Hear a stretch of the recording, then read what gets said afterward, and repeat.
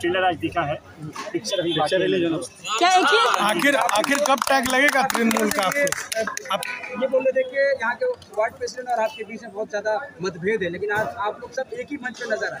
दादा घूमटे एकटू नीचे करो, नीति की हो, जब बात उन्नति की हो, घूमटे नीचे करो, छोटी छोटी बातें पे ध्यान नहीं देना चाहिए।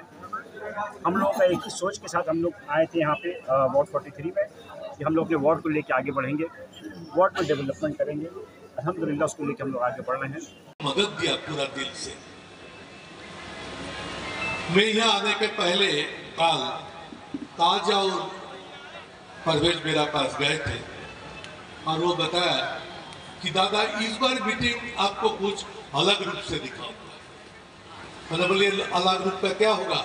बोलो हमारे जकरिया स्ट्रीट का पूरा इलाका खचाखच भर जाएंगे ये चार तरफ से। तो मैंने ये भी देखा जब ताज को नाम आप लोग लेते हैं तो तालियां ज्यादा बजती थी।